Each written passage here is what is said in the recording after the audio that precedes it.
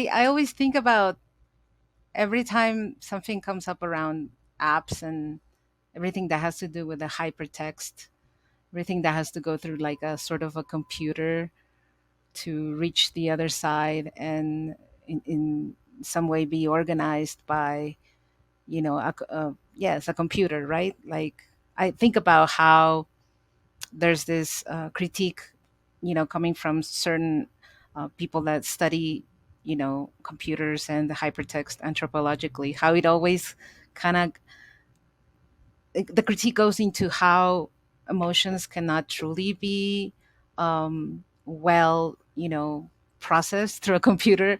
So like they either come out through like icons, so like this array of emotions or array of situations that reality is really about can never truly be encompassed through, a computer.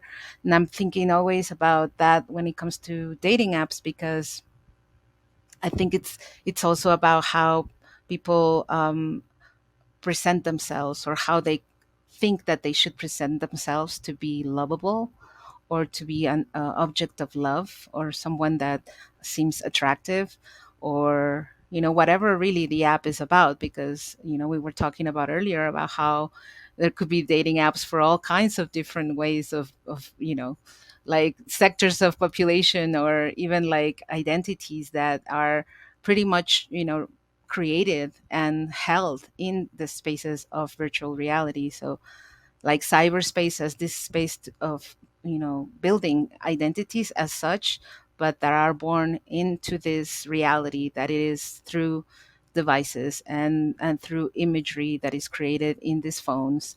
And so it's a lot about how you choose to present yourself. So I don't know how much is about really people meeting for who they are, but rather them presenting themselves in a particular way, and therefore also summarizing or rationalizing how they think they could match up with someone, or what they want out of someone. So it just seems to me very, very much in the realms of commodification of love, like you want to just make everything look as it looks in your phone, when in reality, probably these people are not how they present themselves. And because dating apps have that, right? Like you're supposed to describe yourself and describe what you want. And I just find it a little coercive in a way, like what if what I am is not in those different indicators? You know what I mean? What if I don't relate to any of that? And but yet people probably turn into that out of some sort of loneliness in the way of how they want to encounter love. Like Levi was talking about, it has a lot to do also with, in the past it was probably literary, like it was about how literature would talk about love, the way you imagine love encounters, and films have a lot to do with that. And now it's memes and you know social media, and it's all about that creation of reality. So to me, it's a lot about fantasy, creating an idea about love versus reality. And because there's another aspect there, like there's like an observer. Everything that has to do with devices is about the device being the observer.